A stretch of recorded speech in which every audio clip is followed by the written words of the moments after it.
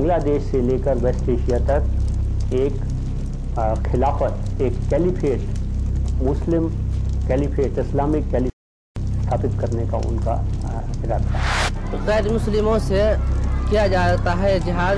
जिहाद तो युद्ध है, घोषणा युद्ध है, तो संग्राम है। तो हमारा देश इस समय भी ऐसे तकरीबन 5 करोड़ इलीगल माइग्रेंट्स को टारगेट कर रहा है। धर्षण करছে কারণ পূর্ণিমা মেয়েটি Hindu. Bangladesh is the only one country, only one land in the world. If we want Taliban re-implement, Bangladesh is the best place in the world.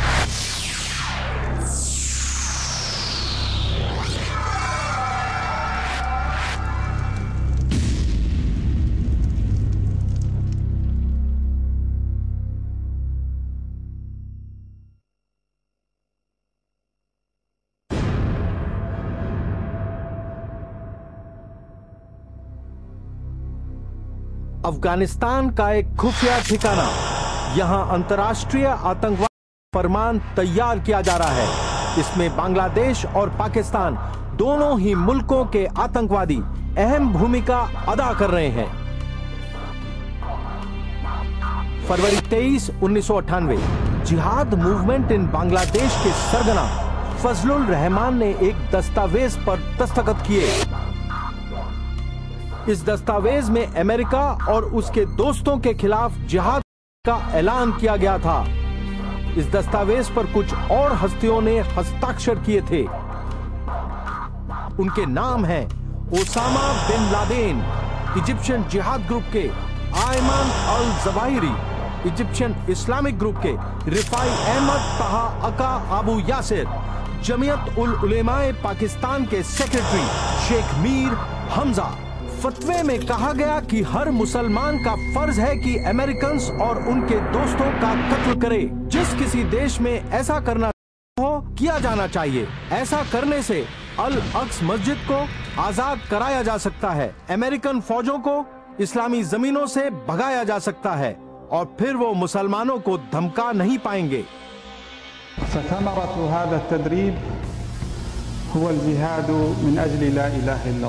हम अल्लाह की मदद से हर मुसलमान को अपील करते हैं कि अल्लाह के हुक्म की तामील करते हुए अमेरिकन का कत्ल किया जाए और जहाँ कहीं भी उनका धन मिले उसे लूट लो।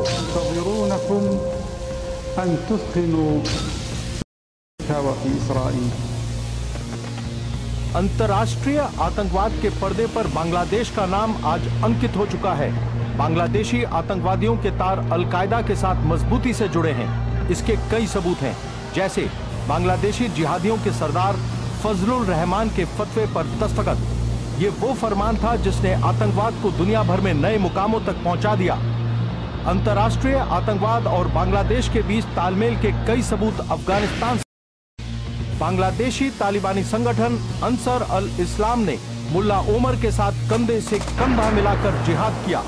अफगानिस्तान से भागे हुए अल-कायदा के 150 आतंकवादियों को बांग्लादेश में छिपने की जगह दी गई। 150 people came in from Afghanistan and Pakistan, were given an escort, and from that point where they went, we couldn't work out. I mean, going to Chittagong, there are well-established insurgent bases along the Burmese border. We assume that they went into there. I think some of them went up to Dhaka, but we really don't know. But that's the point of Bangladesh. That's the purpose it serves.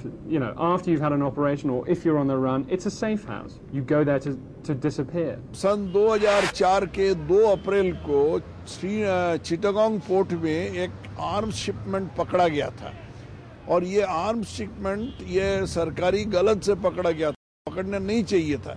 पर इन लोगों ने ये arms shipment जो है वो कहीं south east Asia से आ रहा था और वो ये हमारे जो उग्रवादी इंडियन उग्रवादी जो है जो बांग्लादेश में जिसको सैंक्चुअरी मिलता है उन्हीं के लिए था।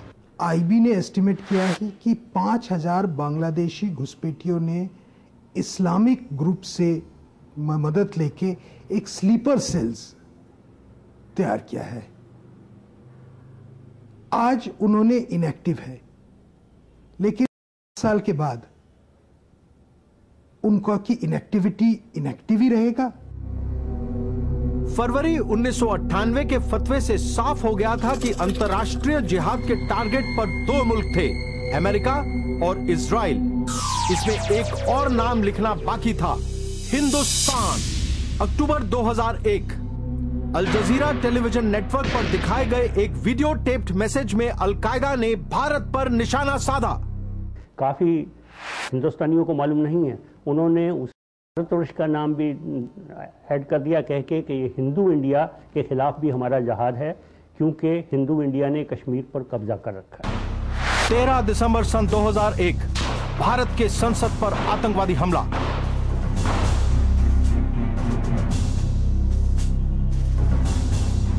अल जजीरा टेलीविजन पर दी गई धमकी के 2 महीनों के भीतर ही यह घटना हो गई। जनवरी 22 सन 2002 दहशतगर्दों ने कोलकाता के अमेरिकन सेंटर पर धावा बोला। पुलिस को शक है कि हरकत उल जिहाद इस्लामी बांग्लादेश इस हमले में शरीक था।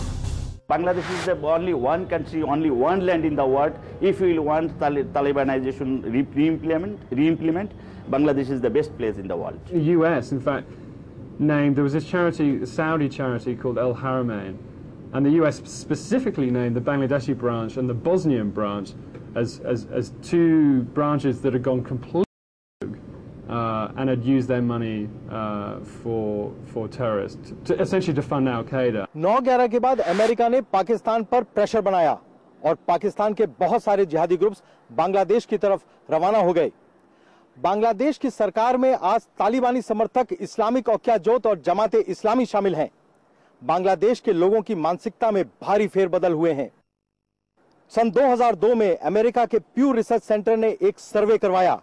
इस सर्वे के अनुसार 58% बांग्लादेशी मुस्लिम्स ऐसा मानते हैं मानव बम इस्लाम के लिए लाभदायक है। 15 अगस्त 2004 और 26 जनवरी 2005 में भयानक विस्फोट हुआ था। नागालैंड में हुआ था, आसाम में हुआ था। इसमें एक प्रिलिमिनरी जो इंक्वायरीज हुआ था, इसमें एस्टैब्लिश हुआ था, इसमें जो इंसर्जेंट्स ने वो विस्फोट रखा था उनको मदद बांग्लादेशी घुसपैठियों ने किया था। 2 अक्टूबर को दीमापुर में भारी बम ब्लास्ट हुए जिनमें 30 लोग मारे गए, 100 से ज़्यादा जख्मी हुए। और उसके बारे में एक जिम्मेवारी लेने वाला कौन था? वो एक मोहम्मद सलीम खान, जिसने कहा कि मैं इस्लामी जिहाद का नॉर्थ ईस्टर्न चीफ हूँ। उसने जन साधारण एक असमीज वर्नाकुलर पेपर है गुवाहाटी में, उनको ईमेल भेज के ये कहा, घोषित किया कि ये हमने किया है और ये हमारी कार्रवाई। अपने को असहाय दिखाने वाला बांग्लादेश वास्तव में काफी गरीबी और नाकामयाबी की तरफ बढ़ने वाला एक मुल्क है। इसका कारण है बांग्लादेश में बढ़ता हुआ मजहबी उन्माद, फिरका परस्ती और हिंसा का फैलाव। भारत के एक छोर पर पाकिस्तान और दूसरे छोर पर बांग्लादेश अंतर्राष्ट्रीय इस्लामिक आतंकवाद के केंद्र बन चुके हैं। लिहाजा आज भारत के सिर पर आतंकवाद के बादल मंडरा रहे हैं। 24 सितंबर सन 2002 को अक्षरधाम मंदिर पर जिहादियों ने आक्रमण कर दिया। करने आए लोगों पर अंधाधुंध फायरिंग की गई और ग्रेनेड्स फेंके गए। 39 लोगों की मौत हो गई।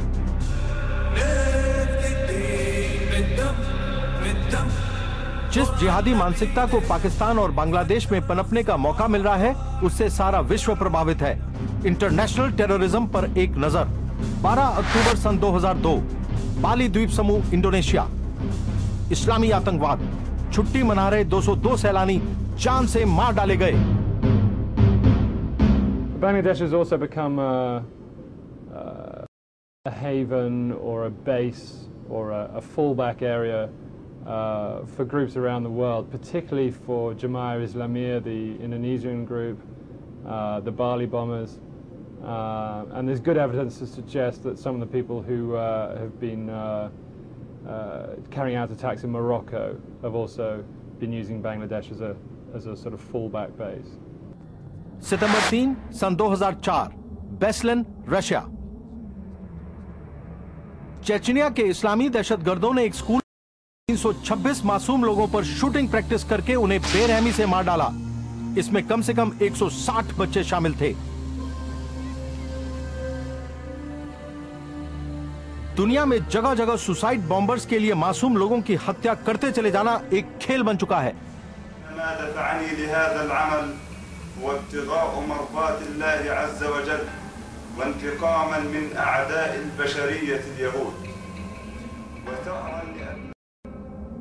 बांग्लादेश से पाकिस्तान, अफगानिस्तान से चेचनिया, पैलेस्टाइन से सोमालिया और न्यूयॉर्क से लंदन तक नफरत और फिरका परस्ती के नतीजे दिखाई दे रहे हैं। मासूम हाथ खिलौने नहीं पत्थर उठा रहे हैं। बंदूक चलाना और बम फेंकना इनके बचपन का हिस्सा बन चुका है। पैलेस्टाइन में कार्टून फिल्म्स अब मनोरंजन के लिए नहीं, जिहाद सिखाने के लिए इस्तेमाल की जा रही हैं। मासूम बच्चों को मानव बम बनने के लिए प्रेरित किया जा रहा है।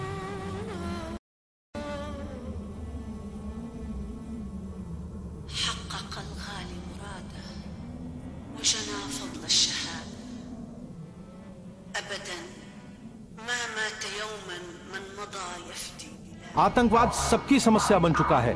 कहीं दूर किसी और पर हमला होगा, ऐसा सोचकर हम अपने सिर पर खतरे को भूलने की कोशिश करते हैं, लेकिन खतरा हमारे सिर पर कभी भी आ सकता है। 11 सितंबर के दिन 2749 जानें चली गईं। व्यापार को $500 बिलियन यानी 25 लाख करोड़ रुपयों का नुकसान हुआ। बीमा कंपनियों को $55 बिलियन यानी 2,75,000 करोड़ रुपयों का भुगतान करना पड़ा। एक ही झटके में केवल न्यूयॉर्क में ही 1 लाख लोग बेरोजगार हो गए। जनवरी 15 सन 2005 द पायनियर। दिसंबर 27 और 28 को ढाका मोहम्मदपुर में एक विशेष बैठक बुलाई गई। बैठक का स्थान जमाते उल मदरसा। इस बैठक में बांग्लादेश की जमाते इस्लामी ने एक खतरनाक ऑपरेशन के ब्लूप्रिंट की पेशकश की। इस ब्लूप्रिंट के अंतर्गत 3000 जिहादियों की असम के निचले भागों में घुसपैठ कराई जाएगी। ISI के निर्देशन में बांग्लादेश में ऐसे कम से कम 19 ट्रेनिंग कैंप में इन आतंकवादियों को प्रशिक्षण दिया जाएगा। केवल 19 आदमी थे जिन्होंने की वो WTC वाला कांड किया। केवल 5 आदमी थे जिन्होंने की 13 दिसंबर सन 2001 को भारत की संसद पर आक्रमण किया। तो 5 आदमी अगर इतनी बड़ी तबाही कर सकते हैं, तो 3000 जो सुसाइड स्क्वाड के जो जिहादी हैं वो कितनी ज्यादा तबाही कर सकते हैं। आप अगर मल्टीप्लाई कर लें तो उत्तर इतना विभत्स होगा कि इसका सॉल्यूशन बहुत ही स्ट्रॉन्ग चाहिए। कारगिल युद्ध के बाद आंतरिक सुरक्षा पर बनाई गई टास्क फोर्स की रिपोर्ट ने दिल दहला देने वाले आंकड़े पेश किए। 220 जिले यानी देश का करीब 45% क्षेत्रफल आतंकवाद की गिरफ्त में आ चुका है। पिछले 20 सालों में आतंकवाद ने भारत में 4 लोगों को मौत के घाट उतार दिया है। ट्रेनिंग के बाद असम में घुसाए गए इन 3000 बांग्लादेशी जिहादियों का एक ही मकसद है, उत्तर पूर्वी भारत को काटकर इस्लामिस्तान नामक एक नया मुल्क बनाने की कोशिश करना।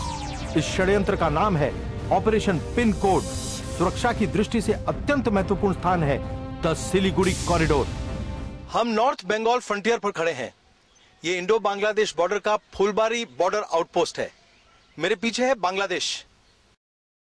यहां से नेपाल केवल 24 किलोमीटर दूर है। चाइना 95 किलोमीटर और भूटान 65 किलोमीटर है। ये स्ट्रेटेजिक लैंड लिंक है, चिकन नेक, जो नॉर्थ ईस्ट को बाकी भारत से जोड़ता है। 7 राज्यों की स्थिति यह है कि वहां से शेष भारत का जो रिश्ता है वो छोटी सी एक चिकन नेक जैसी एक पट्टी से है। जिस दिन वो पट्टी उखाड़ दी जाएगी, हवाई पट्टियां 1-2 हैं, तो विस्फोट के द्वारा उड़ा दिया जाएगा, तो सारा हिंदू समाज, चाहे वो गैर हिंदी भाषी हो, चाहे वो असम भाषी हो, बंगला भाषी हो, चाहे हिंदी भाषी हो, वो किसी भी हिंदू का वहां से निकलना असंभव हो जाएगा। ISI और बांग्लादेश द्वारा चलाए जा रहे ऑपरेशन पिन कोड की और कारगिल वाले ऑपरेशन बद्र में आश्चर्यजनक समानताएं हैं। 1999 में पाकिस्तानी आर्मी ने ऑपरेशन बद्र के तहत कारगिल में घुसपैठ की थी। उनका मकसद था बाकी भारत से कारगिल का जमीनी संपर्क तोड़ देना। द्रास और कारगिल के बीच नेशनल हाईवे करना उनका उद्देश्य था। इसी तरह ऑपरेशन पिन कोड के अंतर्गत चिकन स्नैक को काटकर संपूर्ण उत्तर पूर्वी भारत को बाकी देश से काट देने की कोशिश करना उनकी मंशा है। BSF का मानना है कि पश्चिम बंगाल और नॉर्थ ईस्ट के 20,000 मुस्लिम नौजवानों को ऑपरेशन पिन कोड के अंतर्गत प्रशिक्षण देने की तैयारी की जा रही है। हम लोगों को रियलाइज करना चाहिए कि बांग्लादेश ISI का अड्डा बन गया है। ISI बहुत ही एक्टिव है बांग्लादेश में। और बांग्लादेशियों को यूज़ कर रही है हिंदुस्तान के इंटरेस्ट के खिलाफ। और आईएसआई के लिए बहुत ही आसान तरीका है इन्फिल्ट्रेटर्स बांग्लादेश के बॉर्डर से हिंदुस्तान भेज के हिंदुस्तान की सिक्योरिटी को अंडरमाइन करना। US State Department says in its annual terrorist report that Jemaah Islamiyah is there. Now Jemaah Islamiyah is the Indonesian branch of Al-Qaeda. We ourselves have documented a group of Taliban and Al-Qaeda that sailed around India and landed up in Bangladesh. Pakistan में एक theory है 1000 cuts। यहां से मारिए, वहां से मारिए। India आस्ते आस्ते दे विल ब्लीड। और बांग्लादेश आज ये स्ट्रेटजी के ये सबसे एक वेरी वेरी इंपॉर्टेंट सेंटर बन गया। बांग्लादेश के मुगलिस्तान रिसर्च इंस्टीट्यूट ने एक नक्शा जारी किया है। इसमें पाकिस्तान और बांग्लादेश के बीच एक कॉरिडोर यानी एक गलियारे की पेशकश की है। इसका नाम होगा मुगलिस्तान। आपको ये जान के आश्चर्य होगा कि आज वो कॉरिडोर बन रहा है और वो कॉरिडोर बांग्लादेश से via Assam, via west, via Bihar, यहाँ के कई ज़िलों में ऑलरेडी ये कॉरिडोर की छाप आ चुकी है और वही कॉरिडोर वहाँ से लेके वो कॉरिडोर उत्तर प्रदेश के कुछ ज़िलों तक बन रहा है। Centre for policy studies Chennai के मैथमेटिकल मॉडल के अनुसार संपूर्ण उत्तर भारत में मुस्लिम बहुल इलाकों की बेल्ट का प्लान अब नजर आ रहा है। ये बेल्ट भारत नेपाल सीमा से होते हुए उत्तर पूर्वी भारत तक फैलती चली जा रही है। वास्तव में भारत का नेपाल के साथ लगता हुआ सीमा, बांग्लादेश की सीमा और विशेषतः पूर्णिया से आगे का पूरा पूर्वांचल, वहां जो परिवर्तन हो रहे हैं वो इतने बड़े हैं, वास्तविकता में इतने बड़े हैं कि किसी भी राज्य के लिए उस प्रकार के परिवर्तनों को संभाल कर अपनी सीमाओं को सुरक्षित कर पाना संभव नहीं होता। बांग्लादेशियों ने मुस्लिम बंग भूमि की मांग इस देश के अंदर कर रखी है कि हमें हिंदुस्तान के अंदर ही एक मुस्लिम बंग भूमि चाहिए। Another partition is coming, another Bangladesh is coming. Intelligence bureau के अध्यक्ष रह चुके श्री टीवी राजेश्वर जब पश्चिम बंगाल के राज्यपाल थे, उन्होंने लिखा था, भविष्य में भारत के पूर्वी छोर पर एक और नया बांग्ला भाषी मुस्लिम मुल्क उभरने का खतरा है। पश्चिम बंगाल से भी ज्यादा सुरक्षा का खतरा अगर किसी और राज्य को है तो वो है असम। असम के राजभवन ने हमेशा राष्ट्रीय सुरक्षा के लिए अहम भूमिका अदा की है। असम के गवर्नर जनरल अजय सिंह ने हाल में एक रिपोर्ट यूनियन होम मिनिस्ट्री को पेश की, जिसमें उन्होंने बताया कि 6000 इलीगल इमिग्रेंट्स हर रोज असम के अंदर दाखिल हो जाते हैं। इससे पहले 1998 में जनरल एसके सिन्हा ने प्रेसिडेंट ऑफ इंडिया के लिए एक ऐसी रिपोर्ट पेश की थी जिसमें दिल दहला देने वाली बातें थीं। 42 पेज की इस रिपोर्ट में लेफ्टिनेंट जनरल एसके सिन्हा ने कहा, लंबे समय से ग्रेटर बांग्लादेश बनाने का षड्यंत्र उत्तर पूर्वी भारत के लिए भयंकर खतरा पैदा कर रहा है। असम को बाकी भारत से जोड़ रही तंग जमीनी कड़ी को काट देने की योजना बनाई जा रही है। अगर ऐसा करने में उन्हें कामयाबी हासिल हो गई तो उत्तर पूर्वी भारत को देश से अलग किया जा सकता है। घृणा प्रचार के साथ की जा रही चुपचाप घुसपैठ असम के निचले भागों को भारत से काटने का काम कर रही है। असम के ये भाग भौगोलिक और सामरिक दृष्टि से महत्वपूर्ण क्षेत्र है। घुसपैठ के कारण ये जिले मुस्लिम बहुल होते जा रहे हैं। दरंग जिला जो कि सीमा पर नहीं है, वहाँ भी घुसपैठिए भारी तादाद में पहुँच चुके हैं। असम में 4 रास्ते को 4 अली कहते हैं। हम मंगलदाई 4 अली पे खड़े हैं इस वक्त और यहाँ पर बहुत भीड़ है। हम लोगों से बात कर रहे हैं। आपका नाम क्या है? बाबुल। फजर अली। क्या काम करते हैं? चलाते हैं। जाकिर हुसैन। रुस्तुम अली। लाल बादशाह। आपका नाम क्या है? मेरा नाम मतलब अली। हमारा नाम मोमिन अली। मुजामिल हक। मुशर्रफ हुसैन। आपका क्या मातृभाषा क्या है? हम लोग का मातृभाषा बांग्ला। दिल्ली में खबर आती रहती है कि यहाँ बहुत सारे लोग बांग्लादेश से आ गए हैं, ऐसा है क्या? वो तो सही है। क्या कितने लोग बांग्लादेश से आ गए दरंग जिले में? बहुत आते हैं, बहुत आते रहे, ये हिसाब नहीं है। Pattern of Assam is changing. Out of 49 tribal belts and blocks, nothing is there. All tribal belts and blocks are occupied by illegal Bangladeshis. Forest land is occupied by Bangladeshis. Agricultural land is occupied by Bangladeshis. The whole demographic pattern now is not changing. So is the case of Nagaland, Manipur, Arunachal Pradesh, Meghalaya. I feel if the present trend continues with the existing type of Indian leadership, another 50 years, Assam may be embraced by the map of Bangladesh. आर्थिक कारणों की वजह से घुसपैठिए स्वतः भारत में घुसते चले जा रहे हैं, ये मान लेना एक गलतफहमी होगी। अब प्रमाण मिलने शुरू हो गए हैं कि बांग्लादेश का सरकारी तंत्र योजनाबद्ध तरीके से घुसपैठ करा रहा है। 4 मार्च सन 2005 असम ट्रिब्यून डिब्रूगढ़। बांग्लादेश अपने लोगों को असमिया भाषा सिखाकर असम में घुसपैठ करा रहा है। इसका खुलासा तब हुआ जब 3 बांग्लादेशी घुसपैठिए पकड़े गए और पुलिस को उन्होंने अपना बयान दिया। उन्होंने बताया कि भारत के एक राष्ट्रीय राजनीतिक दल को वोट देकर उन्हें राजनीतिक संरक्षण हासिल हो जाएगा। कुछ राजनेता और कुछ अफसर बांग्लादेशी घुसपैठियों के लिए गैर कानूनी तौर पर राशन कार्ड और इलेक्शन आईडी कार्ड बनवा देते हैं। रिश्वत लेना भारत के लिए बहुत खतरनाक सिद्ध हो चुका है। 1993 में जो मुंबई ब्लास्ट हुए थे, उसमें जो आरडीएक्स सप्लाई किया गया था, उसके लिए 20 लाख रुपए की रिश्वत एक कस्टम्स ऑफिशियल को दी गई थी। बांग्लादेशी घुसपैठियों को भारत में राजनीतिक संरक्षण प्राप्त है, जाहिर हुई इस घुसपैठिए से बात करके। आपका नाम क्या है? नरगिस। आप कहाँ से आई हैं? हम तो गांव से ही, बांग्लादेश से ही है, बचपन से ही पे।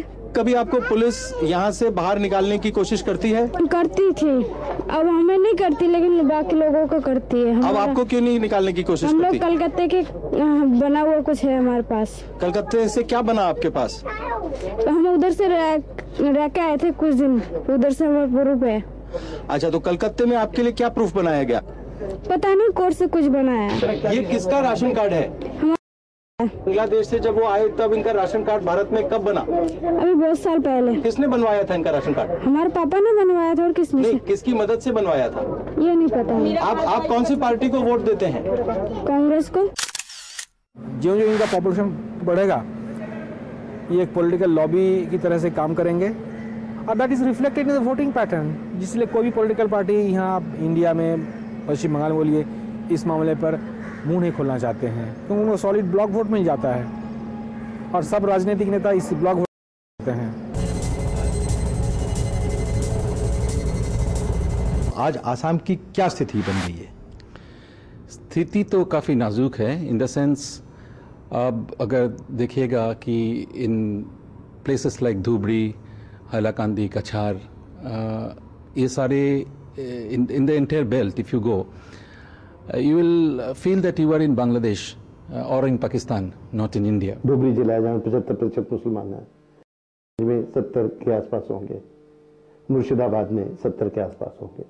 इतना बड़ा परिवर्तन हुआ है और बहुत सारे स्थान यहाँ ऐसे हैं जहाँ पर अब भारतीय धर्मावलंबी नहीं रह सकते हैं। डुबरी में 1991 के सेंसस के मुताबिक मुसलमानों की जनसंख्या 70.4% थी।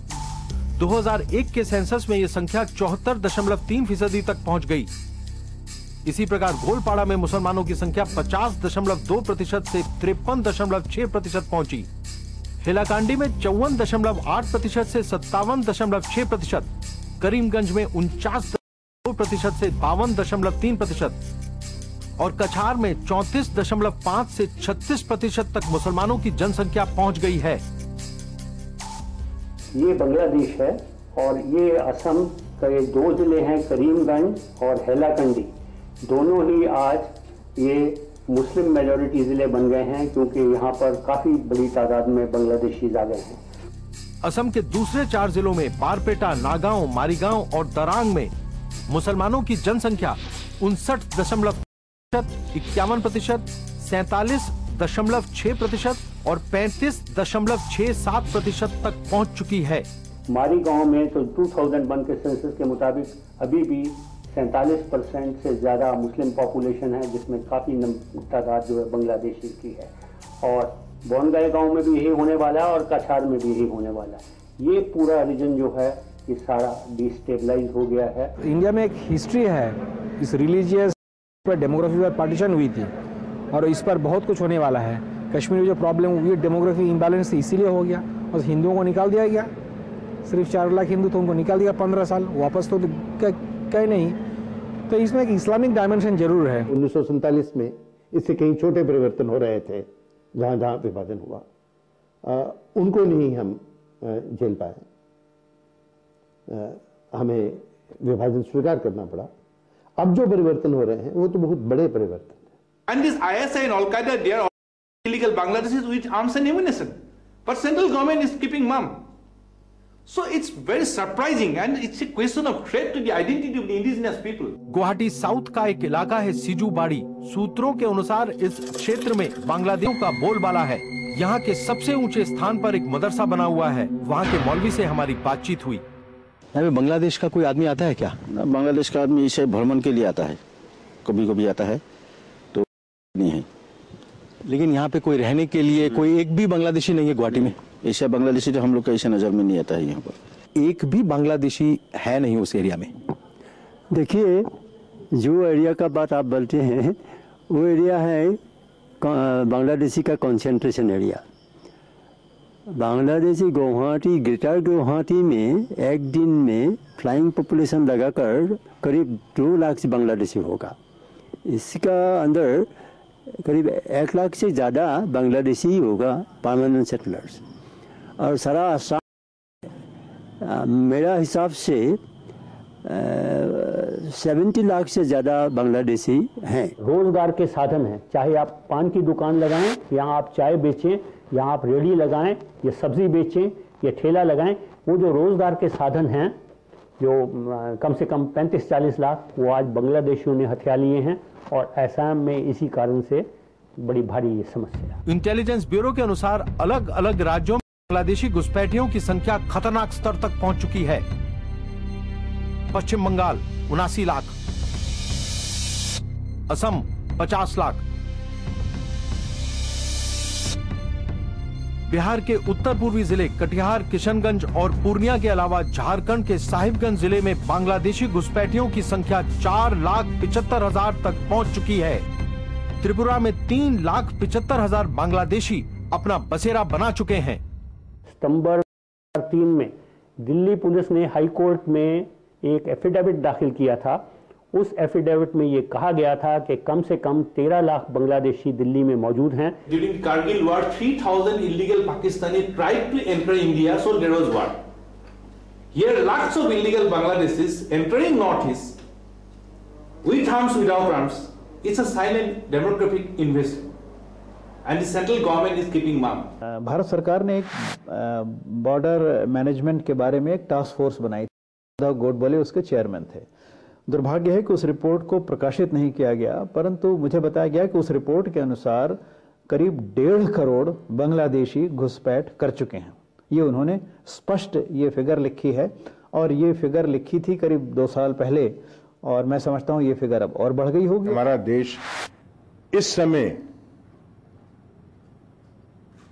भी ऐसे तकरीबन 5 करोड़ इलीगल माइग्रेंट्स को टारगेट कर रहा है। बांग्लादेशी भारत की सुरक्षा के लिए खतरा बन सकते हैं, खासकर जब भविष्य में वो बांग्लादेशी आतंकवादियों को पनाह देंगे।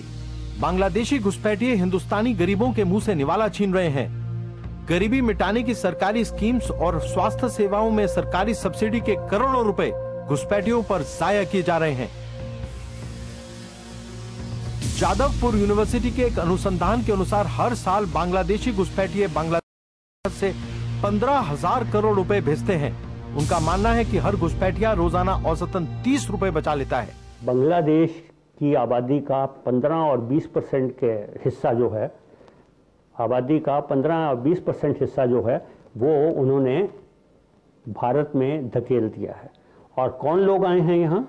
वो कोई साइंटिस्ट या IT स्पेशलिस्ट नहीं है, वो ग्रेजुएट भी नहीं है, मैट्रिकुलेट भी नहीं है। जो लोग आए हैं वो अनपढ़ हैं और गरीब से गरीब लोग आए हैं। क्या है कि अब बांग्लादेशी मेड आ रही है और घर में काम कर रही है, थोड़ा सस्ते में काम कर रही है, या मिल जा रही है, यही है, मतलब मेड खोज रहे हैं, नहीं मिल रही तो चलो भाई एक मिल गई। अब कायदे से क्या करना चाहिए कि ये बांग्लादेशी इन्फिल्ट्रेटर है तो इसको नहीं काम देना चाहिए, तो इकोनॉमिक बॉयकॉट करना शुरू कीजिए। इनका आर्थिक बहिष्कार होना चाहिए। किसी मुस्लिम बांग्लादेशी को कोई रिक्शा का लाइसेंस, कोई स्कूटर का लाइसेंस, किसी घरों में नौकरी, फैक्ट्रियों को नौकरी, हम लोग एक प्रकार के जिम्मेदार हैं, शत्रु को अपने घर में घुसने का मौका दे रहे हैं। भारत बांग्लादेश की 496 किलोमीटर लंबी सीमा रेखा है। इसे पार करके घुसपैठियों ने बांग्लादेश से सटे भारतीय जिलों की शक्ल को पहचानने लायक नहीं छोड़ा है। असम, पश्चिम बंगाल, बिहार, त्रिपुरा, नागालैंड, मिजोरम और दिल्ली में बांग्लादेशी घुसपैठियों की जड़ें मजबूत हो चुकी हैं। संकट केवल इन राज्यों पर नहीं है, भारत के अस्तित्व पर है, क्योंकि कश्मीर गया तो भारत गया, आसाम गया तो भारत गया, मेघालय गया तो भारत गया, इसमें किसी की क्षति नहीं होती, देश की होती है, पूरे राष्ट्र की क्षति होती है। बिहार के किशनगंज जिले में task force on border management के मुताबिक सर्वे में भाग लेने वाले 96% बांग्लादेशियों ने बताया कि वो चुनावी प्रक्रिया में सक्रिय रूप से भाग लेते हैं। टास्क फोर्स का मानना है कि बांग्लादेशी अपने विधायकों के माध्यम से पुलिस और प्रशासन के कामकाज में कामयाबी से दखलंदाजी करते हैं।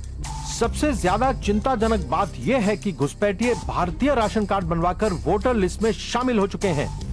Task force on border management के मुताबिक असम की 32% विधानसभा सीटों पर और पश्चिम बंगाल की 18% सीटों पर घुसपैठियों के वोट हार जीत का फैसला करते हैं। Centre for the state and south east Asia studies के अनुसार पश्चिम बंगाल की 292 विधानसभा सीटों में से 52 सीटों पर बांग्लादेशी घुसपैठिए निर्णायक भूमिका अदा करते हैं।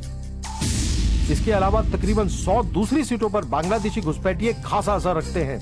अगर इसी तरह चलता रहा तो वो दिन दूर नहीं है जब पश्चिम बंगाल और असम की विधानसभाओं पर घुसपैठियों का कब्जा हो जाएगा।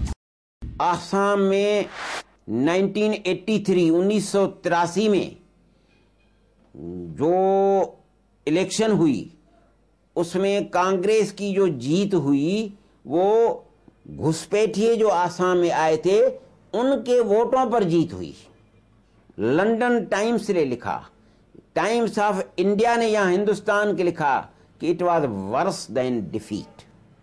उत्तर पूर्वांचल में आज करीब 400 विधानसभा क्षेत्रों में से 100 से अधिक ऐसी हैं कि जिनमें जब चाहे तब ये बांग्लादेश वहां या तो स्वयं जीतेंगे या आपको जिताएंगे, जिसको वो चाहेंगे वही जीते। 1992 की केंद्रीय गृह मंत्रालय की एक गोपनीय रिपोर्ट के अनुसार बांग्लादेशी सीमा से सटे भारतीय जिलों में जनसंख्या की बढ़ोतरी तेजी से हो रही है। दूसरी तरफ भारतीय सीमा से सटे बांग्लादेशी जिलों की आबादी में वृद्धि दर काफी कम हो रही है। बांग्लादेश के ग्रेटर जैसोर और ग्रेटर खुलना जिलों की जनसंख्या वृद्धि दर 1.97 और 1.58% है, जबकि इन्हीं जिलों से सटे भारतीय जिले उत्तर परगना में ये जनसंख्या की बढ़ोतरी 3.16% है। बांग्लादेशी जिला ग्रेटर मयमनसिंह में वृद्धि दर 1.82% है, लेकिन इससे सटे मेघालय के गारो हिल्स में ये ग्रोथ रेट 3.84% है। त्रिपुरा में ये वृद्धि दर 3.36% की रफ्तार से हो रही है, लेकिन इससे सटे हुए बांग्लादेशी जिले ग्रेटर कुमिला में वृद्धि दर केवल 1.83% है। स्पष्ट है कि बांग्लादेशी जिलों से भारतीय जिलों में घुसपैठ भारी संख्या में जारी। भारत में हो रही बांग्लादेशी घुसपैठ के सबूत खुद बांग्लादेश से मिलने शुरू हो गए हैं।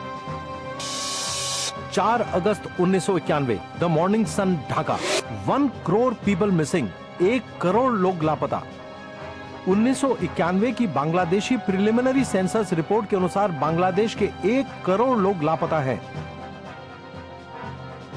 रिपोर्ट के मुताबिक बांग्लादेश की जनसंख्या 10 करोड़ 80 लाख है, जब में इस्तेमाल किया जा रहा आंकड़ा था 11 करोड़ 75 लाख। स्पष्ट है 1981 और 1991 के दरमियान करीब 1 करोड़ लोग बांग्लादेश छोड़कर भारत में घुसपैठ करने में कामयाब हो गए। बांग्लादेशी डेमोग्राफर शरीफा बेगम की रिपोर्ट ने सारी बची कुची कसर पूरी कर दी।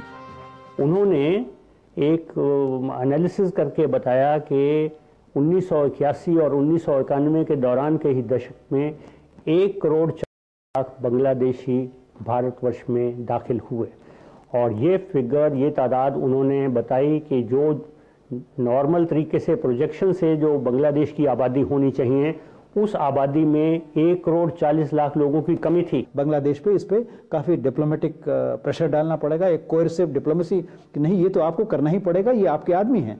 उनके सेंसस फिगर्स में दिखाया गया है कि इतने लाख आदमी गायब हो गए। उनके सेंसस उन्हें कोई प्रमाण देने की जरूरत नहीं, प्रमाण सब उनके पास है।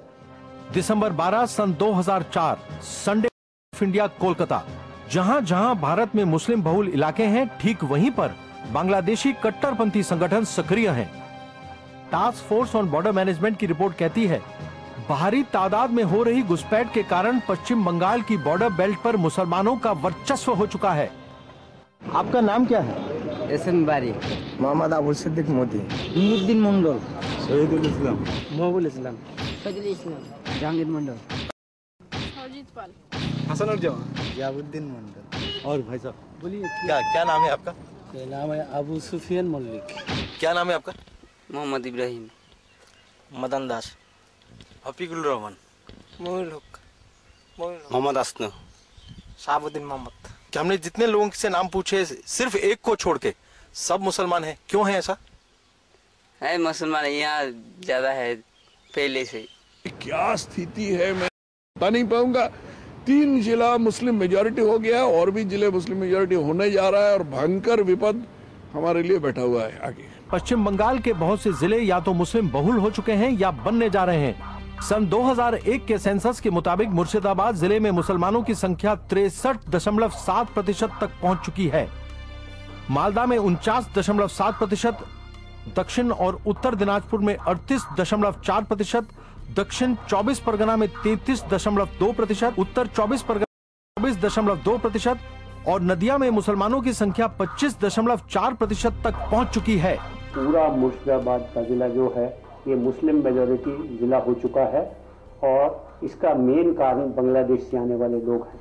इसी प्रकार ये जो मालदा डिस्ट्रिक्ट है ये भी मुस्लिम मेजॉरिटी जिला शायद हो ही चुका हो, क्योंकि सेंसस के वक्त ये होने वाला था।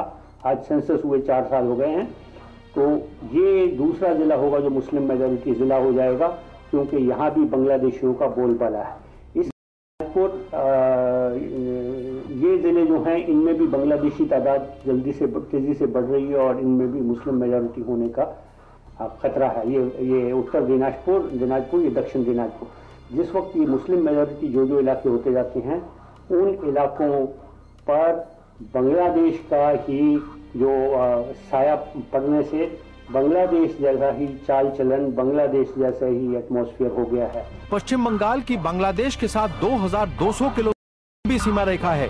पश्चिम बंगाल का अधिकांश बॉर्डर बिना किसी प्राकृतिक बाधाओं के चलता चला जाता है।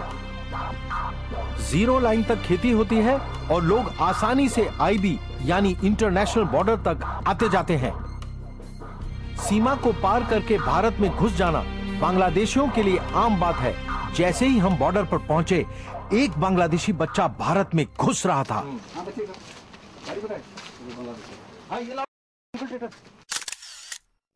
Okay, this is the border. This is the alignment of border. This field it belongs to Bangladesh. That field belongs to India. আপনি এখানে কি করেন? মাঠে কাজ করি। আপনি এরকম ভাবে ক্রস করছেন, আপনাকে কেউ বাধা দিচ্ছে না? আমাদের মাঠে জমি আছে। भारत बांग्लादेश सीमा पर BSF के लिए मुश्किलें इसलिए बढ़ जाती हैं क्योंकि सीमा पर कोई नो मैंस लैंड नहीं है, इसलिए सीमा के आर पार आना जाना लगा रहता है। हम इस वक्त इंडो बांग्लादेश बॉर्डर के एक इंटरनेशनल बॉर्डर पिलर पर खड़े हैं। हमारे पीछे बांग्लादेश और हम इंडिया में खड़े हैं। घुसपैठियों से बात करके ये मालूम पड़ा कि भारत में वो घुसते कैसे हैं, आखिर उनका मोडस ऑपरेंडाई है क्या? क्या नाम है आपका? रफीकुल इस्लाम। कहाँ से पकड़े गए आप लोग? और बॉम्बे থেকে ধরে এনেছি। आप पे क्या आरोप है? ऐसा ही বাঙালি আরব বিনা পাসপোর্টে আমরা দাখিল হয়েছি সেই কারণে। বাংলাদেশে কোথায় বাড়ি ছিল? যশোরে। তো বাংলাদেশ থেকে ভারতে ঢুকলে কিভাবে? যে দালাল আমাকে নিয়ে গিয়েছিল। কিরকম সংখ্যক লোক নিয়ে আসে বাংলাদেশ থেকে ভারতে? 3 জন 4 জন যেরকম যা পায় লোক। প্রতি মাসে? প্রতি মাসে এরকম হয়। দালালের নাম কি? হাসিন। আচ্ছা, দালাল কি ভারতে এসে থাকে না আবার দেশে ফিরে যায়, বাংলাদেশে ফিরে যায়? ভারতেই থাকে। দালাল কোথায় থাকে? দালাল ওড়িবান্ধ থাকে, ডাইগার ওড়িবান্ধ। সেটা কোথায়? এটা হলো বোম্বে। আচ্ছা, দালাল প্রত্যেক লোক বাংলাদেশ থেকে ভারতে লোক ঢোকাতে কত টাকা নেয়? 1500 টাকা। কত? 1500। वो ऐसा देखिए आता है कि भाई 1200 रुपए देख के जो है वो भारत से बांग्लादेश जाया जा सकता है और 1500 रुपए पर पर्सन बांग्लादेश से भारत आया जा सकता है, जिसके अंदर 2 टाइम का खाना भी शामिल है, मतलब पैकेज टूर है। टाउट फिर उसको आगे यहाँ बॉर्डर तक लाता है, वहाँ से वो पैसे लेते हैं। पाउस पैसे लेके और जहाँ देखा कि BSF का गैप है या जहाँ देखा अंधेरा मिलेगा, जो वो अपनी टैक्टिक्स अपनाते हैं उसमें से 20 से एक करके वो घरों में बैठाए रखते हैं। जब देखा कि यहाँ OP खड़ा है, घर में बैठाए रखेंगे। जब देखा कि OP दाएं दूसरी तरफ चले गया, कोशिश करते हैं निकालने की। कई बार आरोप BSF पे भी लगता है कि वो पैसे लेते हैं टाउट से और इन बांग्लादेशी इन्फिल्ट्रेटर्स के लिए पूरा पैकेज होता है, उनको बांग्लादेश भेजने से अंदर बुलाने के लिए? नहीं, ऐसा तो अभी हमारे बीएसएफ में तो ऐसा कोई नहीं है, लेकिन अगर कोई ऐसा है तो हमारे पास ऐसा एग्जाम्पल नहीं है। अगर कोई ऐसा मिलता है तो उसका बीएसएफ सख्त कार्रवाई करती, सजा मिलती है उसकी। यदा कदा भ्रष्टाचार की घटनाओं के कारण भी घुसपैठ होती है, पर घुसपैठ अगर हिंदुस्तान में हो रही तो उसका सबसे बड़ा कारण है हमारे में राजनीतिक इच्छा शक्ति इस घुसपैठ को रोकने की नहीं है।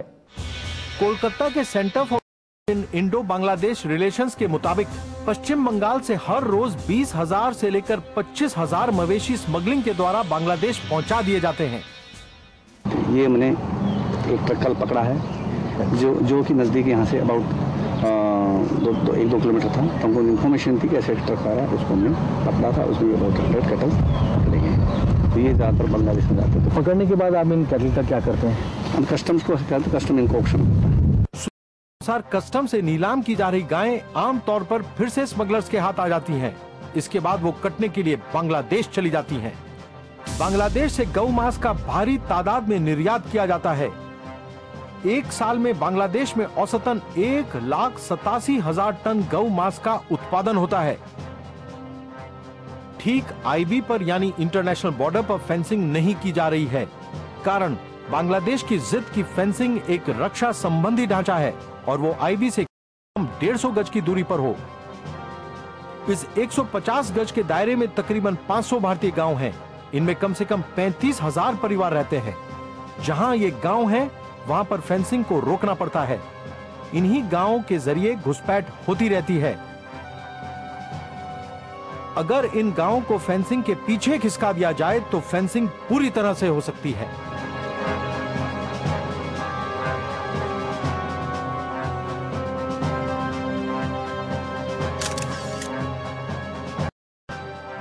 ये जो फेंसिंग वहां से चली आ रही है इन्फिल्ट्रेशन रोकने के लिए, सडनली आकर यहाँ क्यों रुक जाती है? ये एक्चुअल में यहाँ आगे गांव आ जाता है जयंतीपुर। तो गांव में जब तक गांव पीछे नहीं आता है तो उसकी फेंसिंग का कोई यूज नहीं है। इससे पीछे गांव है, आईबी की तरफ है और रोड गांव के अंदर है। तो जब तक अभी प्रपोजल है गवर्नमेंट का कि इनको पीछे किया जाएगा, लेकिन कब किया जाएगा ये हमको नहीं पता। कि आप जाकर देख सकते हैं कि उस फेंसिंग को काट के उसके अंदर से आदमियों के घुसने के लिए आसानी से रास्ता बनाया जा सकता है और रास्ता बनाया गया है। फेंसिंग बॉर्डर बड़ा टेक्निकल सब्जेक्ट है।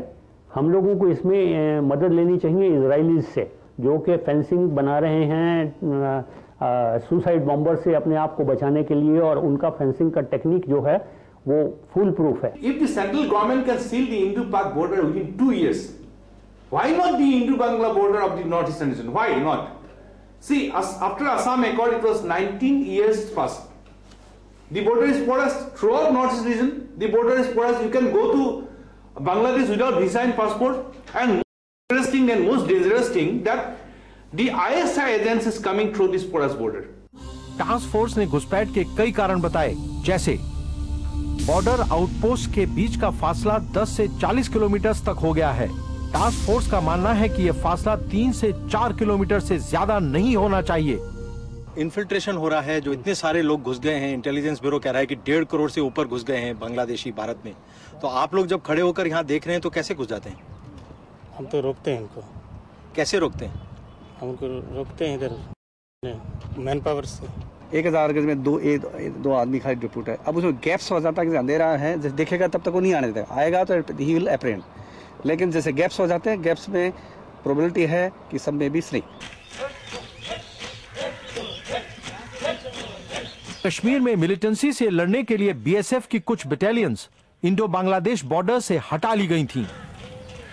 बॉर्डर सिक्योरिटी फोर्स की बटालियन जो विड्रॉ की गई वो सब की सब वापस डिप्लॉय की जाएं और उनका जो नॉर्म है distance between the two post उसको बरकरार रखा जाए। घुसपैठ होने का एक महत्वपूर्ण कारण सीमा पर भारत बांग्लादेश के सटे हुए गांव और आपसी रिश्तेदारियां। क्या नाम है आपका? ताहिरुद्दीन। बांग्लादेश किस तरफ है? ये तो 0 पॉइंट है। आप जाते हैं बांग्लादेश में? नहीं। कभी नहीं गए वहाँ पे? कोई आता है उस गांव से, कभी आता है यहाँ? नहीं, आता नहीं। कभी बांग्लादेश से गांव से कभी भी एक भी आदमी यहाँ नहीं आता? कभी भी? कभी आया तो जरूरत है थोड़ा। क्या जरूरत है? ये तो गरु पकड़ी है ना, तो छूट के आएगा भारत से, उसे ले जाएगा। तो आपका भी कभी बकरी उधर रहता होगा तो क्या करते हैं? वो ले आएगा। तो इसका मतलब आपका आना जाना लगा रहता है? थोड़ी। वहाँ पे लोगों के साथ दोस्ती है आपका? ये तो सब रिलेशन, ब्लड रिलेशन, सब गांव से, इसलिए थोड़ा रिलेशन तो है। क्या आपके वहाँ पे रिलेटिव्स रहते हैं? हाँ, रहते हैं तो जरूर। तो काका है, जेठा, आंटी, अंकल सभी है। दूसरा, इनके रिलेशन आप जैसे एक जैसे धर्म के हैं, एक जैसी लैंग्वेज के हैं, एक जैसा काम करते हैं, तो रिलेशन है, तो आपस में मिले हुए हैं, तो वो उसका फायदा उठाते हैं कि, और दूसरा उनके से आएगा, इनके घर में आके बैठ जाएगा। अगर कोई आ गया, ओपी आ गया, तो बोलेगा जी मेरा रिश्तेदार है, मेरे भाई का है। तो आइडेंटिफिकेशन भी एक प्रॉब्लम है यहाँ कि आइडेंटिफाई नहीं कर पाते। तो आपको लगता है कि जो भारत के साइड पे बॉर्डर बांग्लादेशी घुसपैठियों को पनाह देते हैं? तो मेरी पूरी प्रॉब्लम है। कई बार राजनेता बांग्लादेशी समस्या को सांप्रदायिक रंग दे देते हैं, सेकुलरिज्म और कम्युनलिज्म के विवाद में उलझाने की कोशिश करते हैं। बांग्लादेश के नाम पर मुसलमानों को वहाँ से उखाड़ रहे हैं, ये गलत बात है, उसके विरोध में है। उन्होंने कहता है नहीं, बांग्लादेशी नहीं है, ये भारतीय मुसलमान है, आप लोग सांप्रदायिक बात कर रहे हैं, ये this is the campaign against Indian Muslims. ये इंडियन मुस्लिम्स के अगेंस्ट कोई कैंपेन नहीं है, ये सिर्फ घुसपैठियों के खिलाफ। बार बार बांग्लादेशी घुसपैठियों के विषय में जानकारियां हम खुद मुसलमानों से हासिल कर पाए। आपका नाम क्या है? रफीक अंसारी। क्या काम करते हैं आप? टायर पंचर का। ये जगह कितनी दूर है बांग्लादेश बॉर्डर से? 42 किलोमीटर। बांग्लादेश से कैसा संबंध है? आप लोगों को कभी जाना होता है बांग्लादेश? नहीं, हम लोग को कभी जाना नहीं होता है। और वहाँ से लोग आते हैं कभी? हाँ, वहाँ से तो लोग आते हैं बहुत करके, और बॉर्डर से पास हो जाते हैं, किसी भी हाल में घुस घास देके। इधर में तो बांग्लादेशी भरा हुआ है। तो कितने लोग बांग्लादेश से यहाँ पे? यहाँ पर मैं पूरा मोहल्ला में घूमने से 100-200 घर बांग्लादेश का मिलेगा। बांग्लादेशी ज़्यादातर काम करते हैं मजदूरी का, और उनकी औरतें कोठियों पे जाकर काम करती हैं मजदूरी का, बर्तन मांजने का। और कितनी तादाद होगी बांग्लादेशियों की यहाँ पर? बांग्लादेशी की तादाद है यहाँ पर कम से कम 2,500-3 हजार। दिल्ली पुलिस के अनुसार दिल्ली में 13 लाख बांग्लादेशी हैं। क्या आप इस बात को मानते हैं? ये होंगे लाख है, करीब 1 लाख के करीब तक। 1 लाख के करीब क्या है? बांग्लादेशी होंगे। क्या दिल्ली में एक भी बांग्लादेशी नहीं है? क्या सबूत है?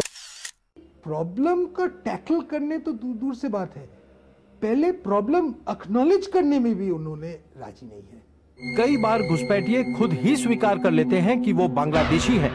आपका नाम क्या है? परवीन। कहाँ से आए आप? बांग्लादेश से। कब, कितने तो दिल्ली में आए हुए? 15 साल हो गए हैं। आपका नाम क्या है? असादुल। आपकी माँ का नाम क्या है? चारा बेगम। और पिताजी का नाम क्या है? गुलाल खां। कौन सी जगह से आए आप लोग? बांग्लादेश से। माना कि सर 100 में से 10 बांग्लादेशी है, और बाकी जो यहाँ पैदा हुआ बांग्लादेश थोड़ी है सर। बांग्लादेशी घुसपैठियों के बच्चे भारत में धड़ाधड़ पैदा हो रहे हैं।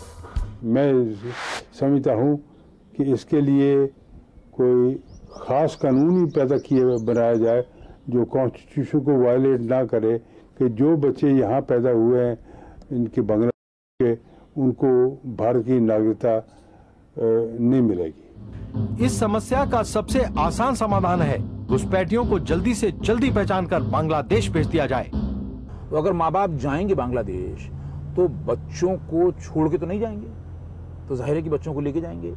तो ये समस्या, मतलब जितनी देर करेंगे इस समस्या से जूझने में उतनी मुश्किल बढ़ जाएगी। मतलब फिर जब ये बच्चे भी बड़े हो जाएंगे और फिर ये तो बिल्कुल ही भारत के सिटीजन, और फिर उनके बच्चे भी भारत के सिटीजन, तब तो क्या करेंगे? दिल्ली की इस बस्ती में पुलिस कभी कभी कार्रवाई करती है, लेकिन यहाँ नेताओं का बोलबाला है।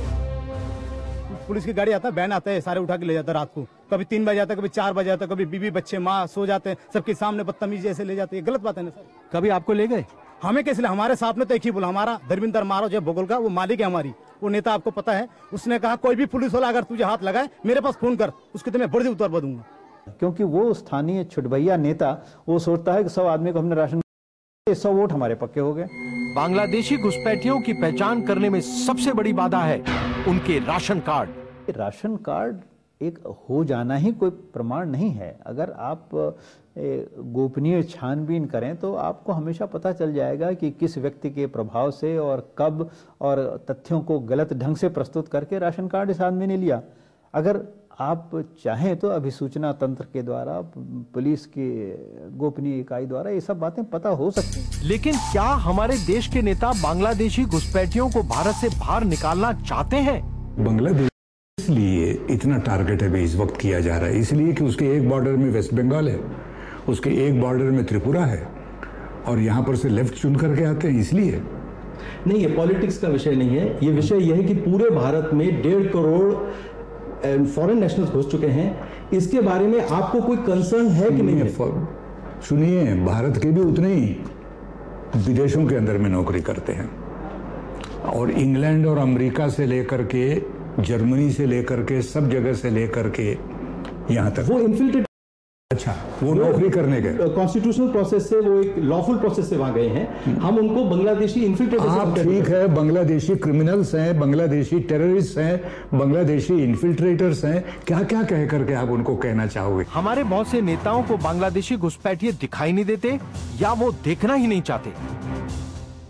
10 साल पहले हितेश्वर सैकिया, उन्होंने आसाम के मुख्यमंत्री थे, उन्होंने कहा 30 लाख बांग्लादेशी आसाम में घुसे हैं। 2 दिन के बाद उन्होंने कहा नहीं हमने ये कुछ नहीं बोला। 2004 में minister of state for home affairs Shri Jaiswal Lok Sabha में बोला कि 50 लाख घुसपैठियों ने आसाम में प्रवेश किया है। 2 दिन के बाद उन्होंने कहा नहीं ये गलत बात है, ये कैजुअल स्टेटमेंट है। लोकसभा में कोई कैजुअल स्टेटमेंट देते हैं? 16 अप्रैल सन 2005 को बांग्लादेश राइफल्स ने बीएसएफ के एक जवान जीवन कुमार को त्रिपुरा बॉर्डर तरीके से उसकी हत्या करी। इसी तरह 18 अप्रैल सन 2001 को 16 बीएसएफ के जवानों की हत्या करके बांग्लादेश ने अपने इतिहास में एक काला अध्याय जोड़ा। लेकिन भारत बार बार बांग्लादेश को कंसेशंस देता रहता है। मेरे तो अंदर आग उबल गई थी, और मुझे भारत सरकार का जो बड़ा एक क्या कहा जाए कमजोर और पुरुषार्थ विहीन जो इनकी प्रतिक्रिया थी, उसकी मैंने बड़ी भर्त्सना की थी, बड़ी आलोचना की थी, और वो आज की तारीख में भी आप इंटरनेट पे देख सकते हैं। मुझे बड़ा अफसोस हुआ था कि इतने जवानों को इस तरह से मारा गया, और कोई किसी ने मतलब भारत सरकार ने इतनी दबी जबान से आवाज उठाई और ये कहा कि नहीं, हम इस पे ज्यादा प्रोटेस्ट करेंगे तो ये प्राइम मिनिस्टर का साहिबा इलेक्शन में हार जाएंगे। हार तो वो ऐसे भी गई, और आप हर तरह से हार गए। In comparison to India, Bangladesh is a mouse, but in front of a mouse, a giant like India is now behaving in a manner which is now not comprehensible to me.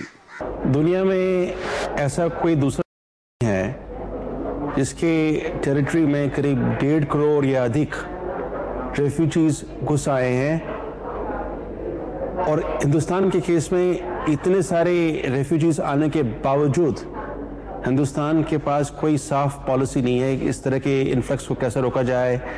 कोई political consensus नहीं है कि ये important issue है, इस influx को बंद करना चाहिए। क्योंकि पॉलिटिकल विल नहीं है, ना कांग्रेस पार्टी में है, ना बीजेपी में है, ना कम्युनिस्ट पार्टीज में है, ना बाकी पार्टीज में है, ना आरएसएस में है, ना विश्व हिंदू परिषद में है। क्योंकि पॉलिटिकल विल नहीं है, इस वजह से ये समस्या बढ़ती चली जा रही है। आने वाले खतरे की घंटी दिल्ली की इस बस्ती में रह रहे नौजवानों के स्वर में सुनाई पड़ती है। आतंकवादी कैसे बनता है आदमी? आतंकवादी तो इसीलिए बनते साहब, जिस तरह से बड़े बड़े पुलिस बेकसूर में ले जाएंगे गरीब आदमियों को, वो क्या करेंगे? जैसे कि देखिए, आवाज उठाते हैं बागी कहलाते हैं, अगर हथियार उठाते हैं तो आतंकवादी कहलाते हैं। बांग्लादेशी घुसपैठियों की पहचान करना काम नहीं।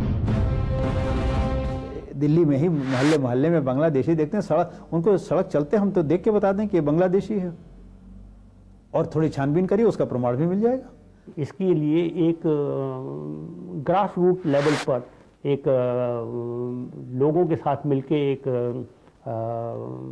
कोई रिसर्च करनी चाहिए, उससे पता लग सकता है। ऐसी बात नहीं, अगर आप सारे नहीं आधे भी आइडेंटिफाई कर लें, 25% भी आइडेंटिफाई कर लें, तो आपका जाएगा। क्योंकि वो लोग अगर मतलब उनके राशन कार्ड और उनके वोटिंग राइट ले लिए जाएंगे तो समझ जाएंगे कि यहाँ अब दाल नहीं गलेगी। आइडेंटिफाई करने के तो बहुत से तरीके हैं, हम लोग जानबूझ के नहीं करते, इसलिए नहीं हो पाते आइडेंटिफाई। वरना जो लोग पहचानते हैं बांग्लादेशी इन्फिल्ट्रेटर को, वो तो देख के भी बता सकते हैं, इनकी बोली से बता सकते हैं। इंद्रधनुष को बांग्ला में रामधनु किया जाता है, पर बांग्लादेशी बांग्ला में क्योंकि वो लोग राम के नाम ले लेंगे, इसलिए उसको रंग धनु बना दिया। दिल्ली में बांग्लादेशी घुसपैठियों का हौसला बुलंद है। दिल्ली जैसा शहर में जमुना पुस्ता में बांग्लादेशियों ने एक पुलिस स्टेशन जला दिया है। आप देखेंगे कि जोधपुर जैसा जगह, बॉर्डर बाड़मेर, जोधपुर, राजस्थान के ये सब जगह में बांग्लादेशियों ने पहुंच किया है, कश्मीर में पहुंच गया है। ऐसा माना जाता है कि गुजरात में हिंदू कट्टरपंथी राज कर रहे हैं। हकीकत यह है कि यहाँ ठीक पुलिस की नाक के नीचे बांग्लादेशियों की भरमार है।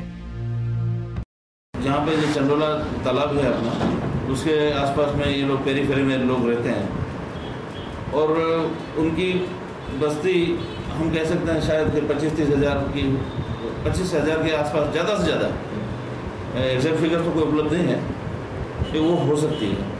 और ये एक ही जगह पे वहाँ पर रहते हैं। उसमें से कई लोग ऐसे हैं कि जो कोई सिर्फ भीख मांगने को जाते हैं, कई लोग ऐसे हैं जो कूड़ा कचरा इकट्ठा करके उसको बेचते हैं, या तो ये बंगाल इकट्ठा करना थे, या जो तालाब है वहाँ से मच्छियाँ निकाल के करते हैं। बेसिकली बांग्लादेशी हैं तो वो लोग मच्छी के तो खास शौकीन होते हैं, तो वो चोरी भी होती है। जैसे कि चंडोला तालाब है तो वो तो उनको लीज पे दे दिया गया है, इरिगेशन का है तालाब। लेटेस्ट जो रिपोर्ट आई है उस रिपोर्ट के मुताबिक 401 तिहाड़ जेल के अंदर बंदी हैं।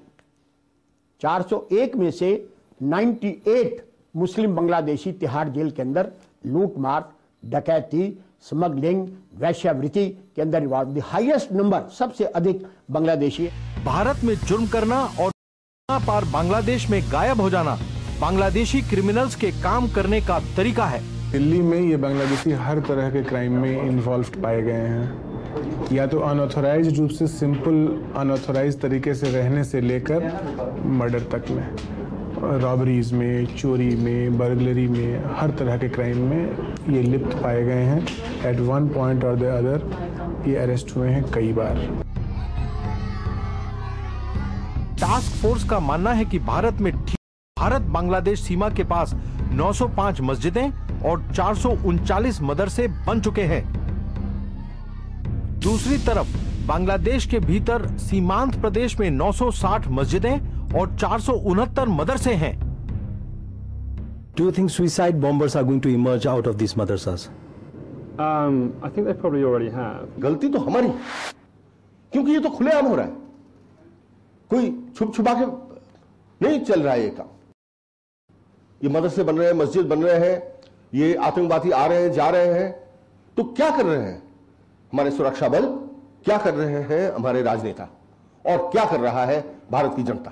पाकिस्तानी अखबार फ्राइडे टाइम्स ने बांग्लादेशी मदरसों पर रोशनी डाली। इसके मुताबिक बांग्लादेश के मदरसे पाकिस्तानी मदरसों की तरह ही पढ़ाई लिखाई कराते हैं। ये ज्यादातर देवबंदी हैं। अखबार का कहना है कि अलकायदा का पैसा बांग्लादेश पहुंचाया जा रहा है। नतीजा, आतंकवादियों के ट्रेनिंग कैंप्स बांग्लादेश, तालिबान और अलकायदा के लिए योद्धा तैयार कर रहे हैं। People have emerged from Bangladesh and gone into the worldwide jihadi movement. Yeah. यहाँ पे भारत की सीमा खत्म हो जाती है। सीमा खत्म होने से पहले यहाँ पे एक मस्जिद बनी हुई है। इस गांव का नाम है खेकी डंगर। ये यहाँ पे कितने लोग नमाज पढ़ते हैं रोज? 20-25 यहाँ लोग रोज दिन नमाज पढ़ रहा है। और मदरसा तो यही है, यही मदरसा। इसमें कितने बच्चे पढ़ते हैं? 20-25।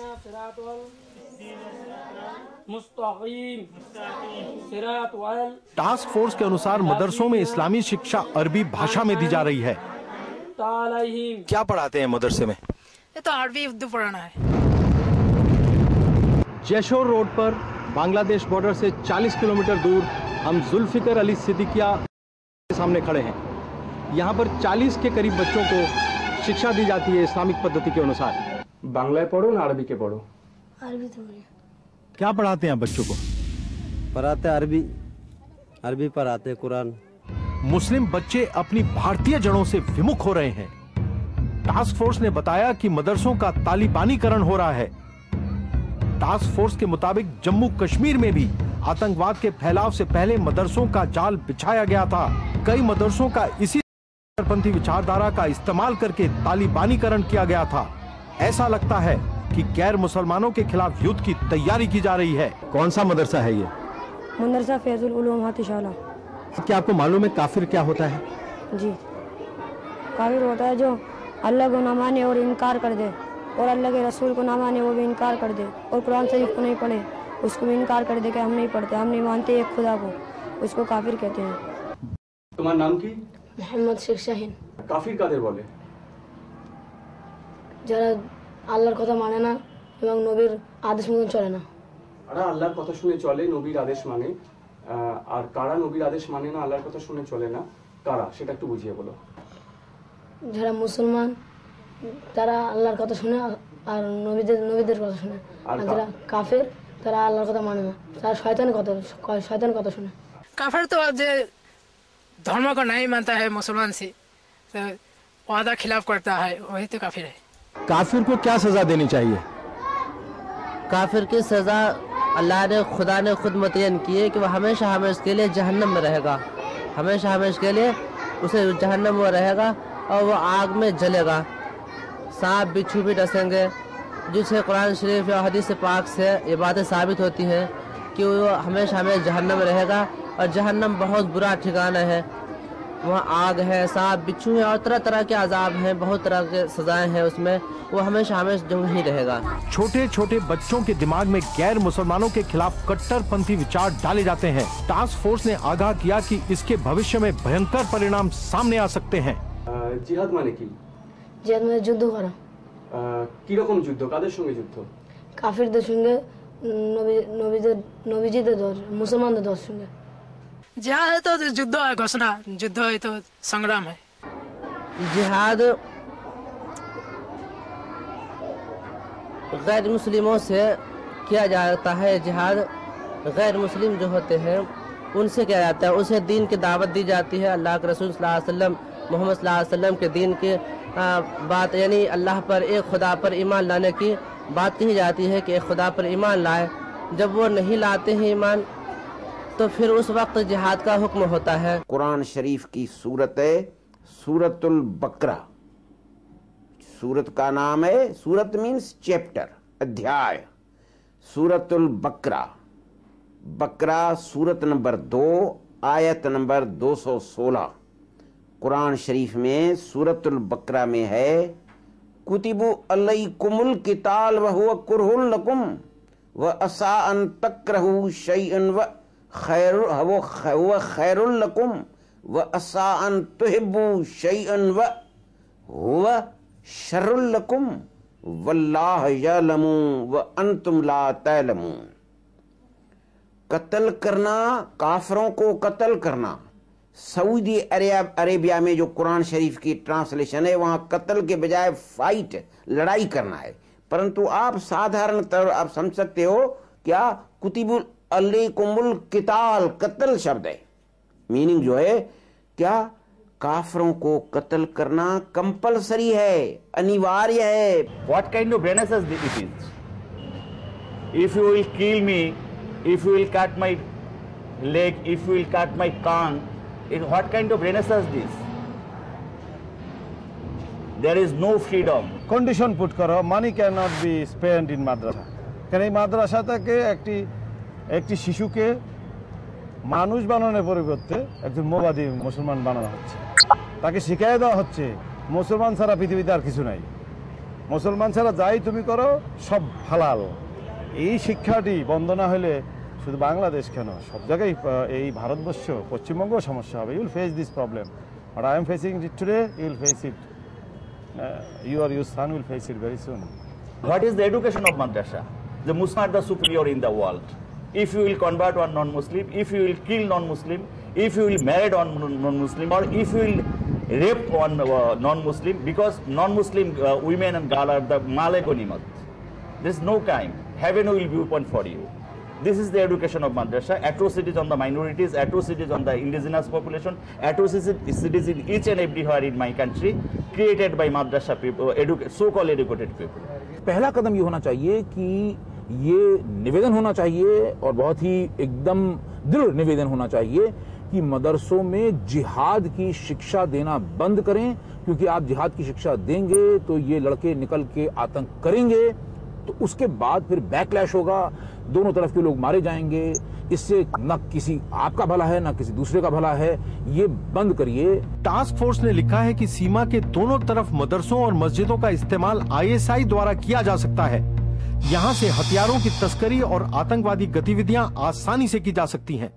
कुछ साल पहले मैं बहराइच से आगे एक नेशनल पार्क में गया था, कतरनिया घाट, नेपाल से सटा हुआ है, और वहां सुनने में आया कि सीमा के बराबर मदरसे और मस्जिद बनते चले जा रहे हैं और वहां माओवादी और ISI के एजेंट मिलते हैं और वो अपने मैप्स और हथियार, पैसे का लेना देना चलता रहता है। ISI वाले, पाकिस्तान वाले, और ये उनके अड्डे हैं, ये उनके सेंटर्स हैं जहां वो जाके पनाह ले सकते हैं, रुक सकते हैं, ठहर सकते हैं और वहां से अपनी इंटेलिजेंस एक्टिविटीज जारी रख सकते हैं भारत के खिलाफ। अक्टूबर 8 सन 2001 बांग्लादेश के पूर्वा देलुआ में पूर्णिमा रानी शील का बलात्कार किया गया। ধর্ষণ করছে 11টি মুসলমান পুরুষ ভর দুপুরে। ধর্ষণ করছে কারণ পূর্ণিমা মেয়েটি হিন্দু। পূর্ণিমার মা পাথর কণ্ঠে মিনতি করছেন, বাবারা একসাথে না, একজন একজন কইরা যাও ওর কাছে। মুসলমানেরা পূর্ণিমাকে ছেড়ে দেয়নি, পূর্ণিমার মাকেও দেয়নি, 6 বছর বয়সী ছোট বোনটিকেও দেয়নি। दक्षिण शादनपुर बांसकली पुलिस स्टेशन बांग्लादेश, नवंबर 19 सन 2003। इस्लामी दहशतगर्दों ने ठीक आधी रात के बाद तेजेंद्र लाल शील के परिवार के 11 लोगों को बेरहमी से जिंदा जला दिया। इनमें 4 दिन की एक बच्ची समेत 8 महिलाएं और बच्चे शामिल थे।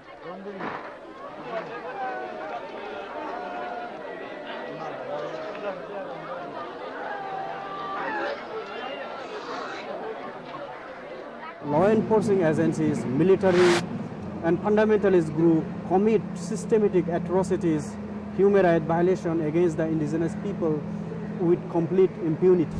फरवरी 17 सन 2002 द डेली जनकंठ ने बांग्लादेश में एक सर्वे कराया। इसके मुताबिक बांग्लादेश में किए जा रहे बलात्कारों में तकरीबन 99% बलात्कार के शिकार अल्पसंख्यक हैं।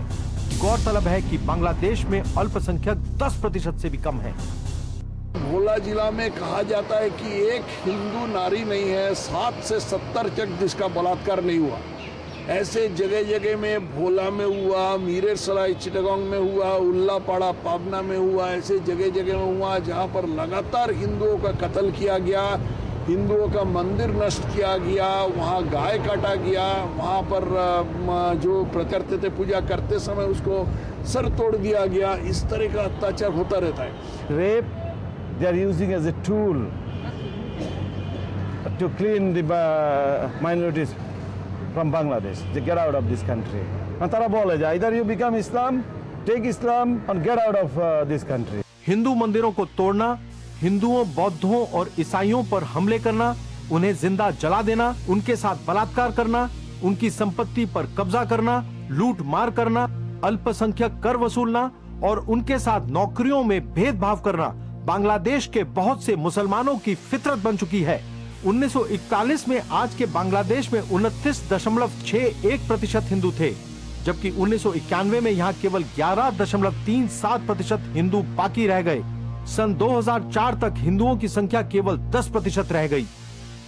बांग्लादेश में एथनिक क्लेंजिंग सिर्फ हिंदूज के खिलाफ नहीं हो रहे हैं, बौद्ध धर्म जो उनको खिलाफ भी हो रहे हैं। चाकमा जो प्रॉब्लम था, आज चाकमा प्रॉब्लम नहीं है क्योंकि चाकमाज ही नहीं है उधर। इंग्लिश में बोलते हैं एथनिक क्लींसिंग, जैसे कश्मीर में हुआ। इतनी आबादी है, मेजॉरिटी में भी थे, फिर भी ये कुछ परसेंटेज हिंदुओं को वो टॉलरेट नहीं करते थे। जिस क्षेत्र में वे रहते हैं हिंदुओं को निष्कासित करते हैं। आज बांग्लादेश का तथाकथित सेकुलरवाद अपनी आखिरी सांसें ले रहा है। ये भारत के सेकुलरिस्टों के लिए एक चैलेंज है। बांग्लादेश में आज अल्पसंख्यकों की हालत बहुत चिंताजनक है। वहां पे अल्पसंख्यकों के साथ बलात्कार, उनकी प्रॉपर्टीज को लूट लेना, उनके मंदिरों को तोड़ देना एक आम बात बन चुकी है। लेकिन भारत में जब प्रताड़ित होकर ये अल्पसंख्यक आते हैं तो उन्हें घुसपैठियों की तरह ट्रीट किया जाता है, उनको रेफ्यूजी स्टेटस नहीं दिया जाता। ये यूएन जनरल असेंबली का एक अधिवेशन हुआ था 1950 में, उस समय ये डेफिनेशन अपना गया था और वो डेफिनेशन में लिखा हुआ है जिस आदमी अपने देश छोड़कर दूसरे देश में जाने के लिए मजबूर हो जाता है, किसके कारण? धर्म के कारण, विश्वास, पॉलिटिकल विश्वास के कारण, एथनिसिटी के कारण, इस सब विषय में कोई जब मजबूर हो जाता है तो उसको रेफ्यूजी समझा जाता है। जो कोई इकोनॉमिक रीजन से एक देश छोड़ करके दूसरा देश में चला गया उसको रेफ्यूजी नहीं माना जाता है। लेकिन भारत सरकार रेफ्यूजी और इन्फिल्ट्रेटर के बीच कोई भेदभाव नहीं करती है। बांग्लादेशी हिंदू यहाँ आते हैं, उनको लेकर आप क्या करते हैं? बांग्लादेशी हिंदू आए तो उनका भी यही है कि हम पुलिस को एफआईआर लॉन्च करते हैं। बीजेपी के राज में भी ऐसा ही चलता था। बांग्लादेश बॉर्डर पे हमने बीएसएफ वालों से बात की, कोई इंस्ट्रक्शन आपने नहीं दी थी कि हिंदू जो आता है प्रताड़ित होकर बांग्लादेश से, उसको भारत में रिफ्यूज दी जाए, उसको प्यार दिया जाए, ऐसी कोई इंस्ट्रक्शन आपकी तरफ से नहीं मिली थी? देखिए, ये तो मैं स्वीकार करूंगा, ये आप जो कह रहे हैं, आप जो कहे हैं वो सही है, हमने सही कदम नहीं उठाए हैं। बांग्लादेश में हिंदूज, बुद्धिस्ट और क्रिश्चियंस को प्रताड़ित किया जा रहा है, ये बात तो प्रायः सभी जानते हैं। लेकिन बांग्लादेश बॉर्डर से जो 50 किलोमीटर का दायरा है, उसके अंदर अब भारत के अंदर हिंदुओं को प्रताड़ित किया जा रहा है। कि मुर्शिदाबाद जिले में हरिहरपाड़ा, डोमकल, रानीनगर, जलंगी, भगवानगोला, ऐसे जो जगह बांग्लादेश बॉर्डर से सटा हुआ है, जहां पर मुसलमानों का परसेंटेज 75-80% के आसपास है, वहां हिंदू रह नहीं सकते। वो अपनी जो औरतें हैं उसको और कहीं भेज देते हैं, बरहमपुर भेज देते हैं या कलकत्ता भेज देते हैं। 22 जनवरी 2005 को जब हम इन गांव का दौरा करके वापस कलकत्ता आ रहे थे और रास्ते में जो स्थान पड़ता है बासंती, वहां पर पहले से मुसलमान बांग्लादेशी तैयार थे। हमारे स्कूटरों के ऊपर जिस पर हम बैठे हुए थे, उन्होंने हमला बोल दिया और हमला बोलते बोलते ये इनकी कुर्बानी लेनी है, उनकी कुर्बानी लेनी है। देखिए, 14 अप्रैल असामीज का जो बिहू हुआ था, वो 14 अप्रैल को गोलाघाट, हार्ट ऑफ आसाम मुल्क का हार्ट, गोलाघाट में क्या हुआ, जो मिशिंग बोल के एक ट्राइबल है, Mishing tribal, Assamese, bona fide Assamese tribal community Mishing. Mishing एक जगह है जो गोलाघाट का जगह पर, इसमें वो लोग बिहू का जो बनाया था, जुलूस निकला, वो बिहू का जुलूस का ऊपर वो बांग्लादेशी हंगामा किया। भारत के सीमावर्ती क्षेत्रों में भारतीय धर्मावलंबियों का, भारतीय मूल के धर्मों से संबंधित लोगों का रहना असंभव होता जा रहा है। हम देखा है जगह जगह पर जिधर बांग्लादेश से आया, वो लोग पहले कैटल लिफ्टिंग करेगा, कैटल लिफ्टिंग करेगा। कैटल लिफ्टिंग के बाद वो लोग क्या करेगा, जो Hindu guards and Hindu married women होगा, उनका ऊपर they will assault, they will create nuisance. Then खेती में, हिंदू लोग का खेती में वो लोग अटैक करेगा, चोरी करेगा। इसके बाद प्योर डिस्कशन, फ्रस्ट्रेशन, हिंदू लोग वो जगह छोड़कर दूसरा जगह पर जाता है। जो विभूति भूषण नंदी हैं, जो रिटायर्ड ऑफिसर हैं कैबिनेट सेक्रेटरीट के, उन्होंने जो अपने 2-3 आर्टिकल लिखे, एक तो स्पेस इन्वेडर्स पर, उसमें कही कि आसाम में काफ़ी सारे हिंदू जो हैं वो अपने आप को रिलोकेट कर रहे हैं, मतलब बॉर्डर एरिया से छोड़कर ज़मीन बेच के, जायदाद बेच के इंटीरियर में जहां उस अपने आप को सेफ सिक्योर समझते हैं वहां जा रहे हैं। उत्तर पूर्वी भारत की सुरक्षा के लिए बांग्लादेशी घुसपैठिए सबसे बड़ा खतरा पैदा कर सकते हैं। बांग्लादेशी नेशनल जो है नागालैंड में जा रहे हैं और वहां जाके वहां की जो नागा औरतें हैं उनके साथ शादी कर लेते हैं। तो ये देखा गया है कि वहाँ एक नई किस्म की पॉपुलेशन पैदा हो रही है, जिनके बाप मुसलमान हैं लेकिन माँ जो है वो लोकल नागा लड़की है। इस वक्त इस बात का शक है कि करीब 2 लाख बांग्लादेशी वहाँ नागालैंड में घुस चुके हैं और बांग्लादेश से और लोग भी वहाँ जा रहे हैं और नागालैंड की कुल जो आबादी है वो सिर्फ 20 लाख है। नागालैंड में मुसलमानों की आबादी जो एक दिन ऐसा खतरनाक इसके नतीजे निकलेंगे। और हो सकता है जिस तरह ईस्ट टिमोर में, इंडोनेशिया में मुसलमानों के और क्रिश्चियन की आपस में बड़ी सख्त लड़ाइयाँ हुई थी, यहाँ भी वही हाल पैदा होने वाला है। नेली में 1983 में नेली में मसाकर हुआ। क्यों मसाकर हुआ?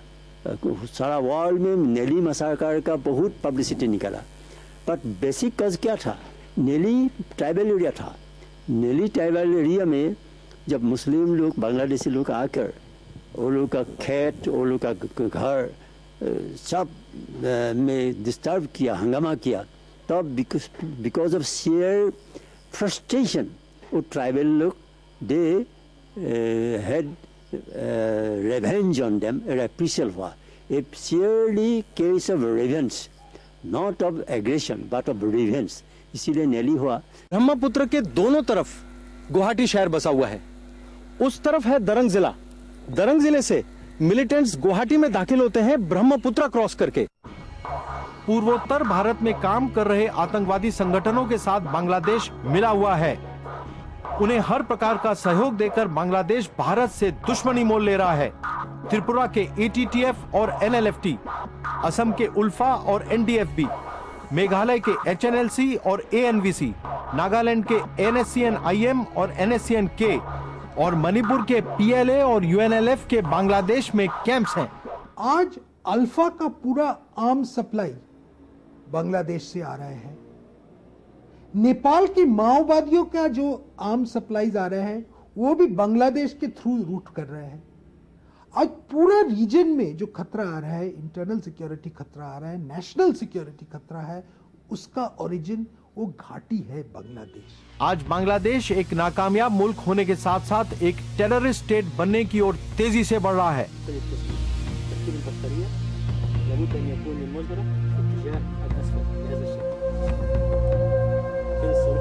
बांग्ला भाई सिद्दीकुल इस्लाम और अजीजुर रहमान जैसे अलग अलग नामों से जाना जाता है। ये बांग्लादेश में रह रहे माइनॉरिटीज के लिए एक बड़ा खतरा बन चुका है। खतरनाक मंसूबे लिए ये शख्स कंधार में अलकायदा से आतंकवादी प्रशिक्षण पा चुका है। ये जमाते इस्लामी से जुड़ा हुआ कट्टरपंथी आतंकवादी संगठन इस्लामी छात्र शिविर का कार्यकर्ता भी रह चुका है। बांग्ला भाई ने जागृत मुस्लिम जनता के नाम से एक संगठन भी बनाया है।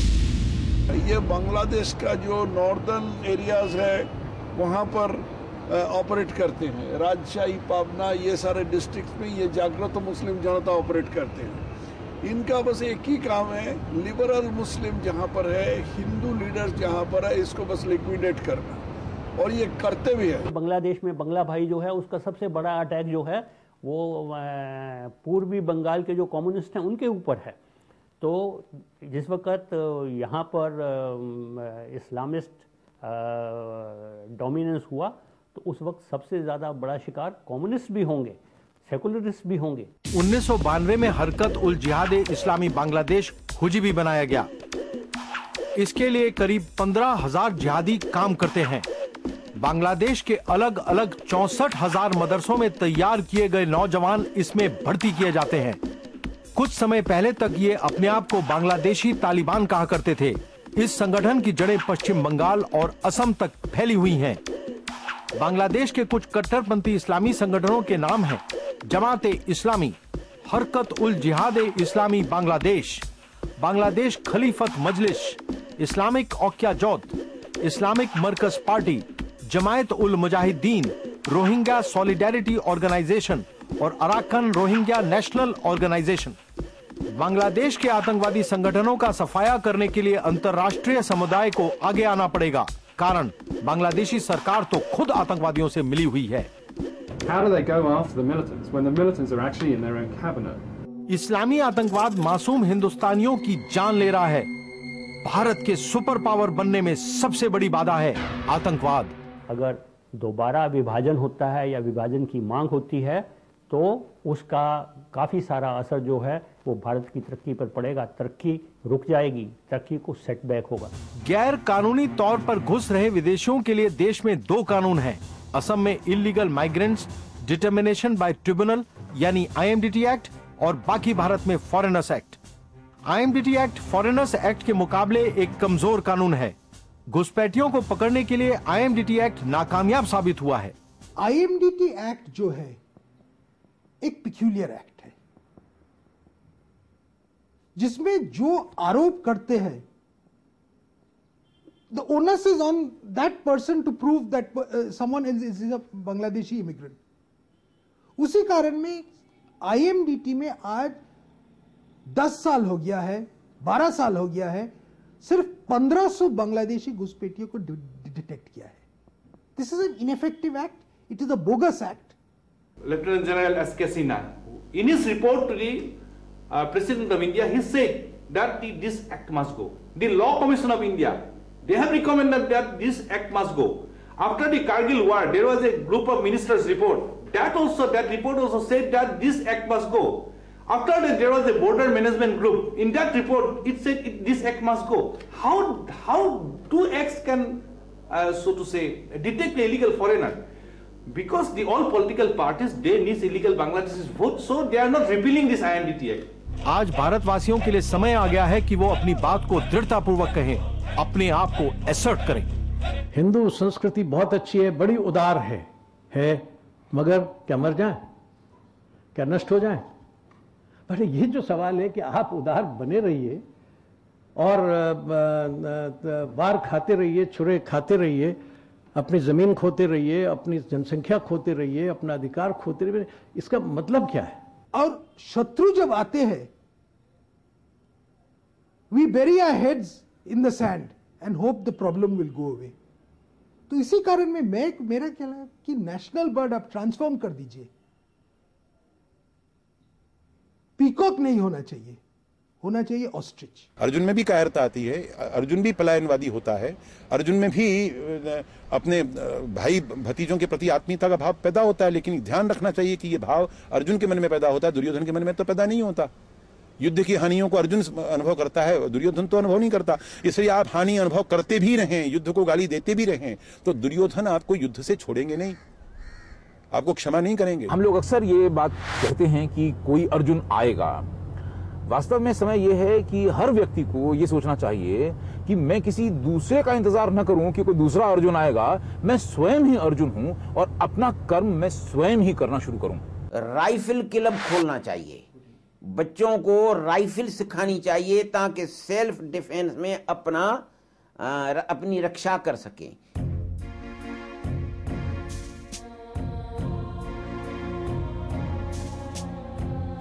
डिब्रूगढ़ के चिरंग चपोरी युवा मंच ने बांग्लादेशी घुसपैठियों को बाहर निकाल फेंकने का एक फॉर्मूला तैयार किया है. फॉर्मूला आसान है. पर्चों और एसएमएस के द्वारा असमी लोगों का आह्वान किया गया, बांग्लादेशियों का बहिष्कार करो. हम शपथ खाते हैं कि बांग्लादेशियों को नौकरी नहीं देंगे, खाना नहीं देंगे और आसरा नहीं देंगे. नतीजा, बांग्लादेशी शांतिपूर्वक तरीके से डिब्रूगढ़ छोड़कर भागने लगे. असम के चिरंग चपुरी युवा मंच ने बांग्लादेशी समस्या के समाधान का पहला कदम बड़ी मजबूती से रखा है. बांग्लादेशी घुसपैठियों को भारत से बाहर भगाने का सबसे आसान तरीका है उनका आर्थिक बहिष्कार. इसके लिए जागरूकता होना जरूरी है. इतनी विराट जाति को कोमा से बाहर लाया जा सकता है, क्योंकि बीच बीच में जागृति के चिन्ह दिखाई देते रहते हैं. कभी जब भी अस्तित्व बोध उसमें जागृत हो जाएगा तो कोमा से बाहर निकल आएगा. Tripura student federation in Tripura, all Assam students union in Assam, Naga Student Federation in Nagaland, all Manipur Students Union in Manipur, Meghalaya Khasi Students Union in Meghalaya, Garu Students Union in Meghalaya, then all Arunachal Pradesh Students Union in Arunachal. Everybody is fighting hard for the protection of the identity of the indigenous people. विशेषज्ञों ने हमें बार बार बताया कि बांग्लादेशियों को भगाने का सबसे आसान तरीका है be hostile to the infiltrators, यानी घुसपैठियों के प्रति हमारे व्यवहार में दया भाव नहीं, शत्रुता दिखनी चाहिए.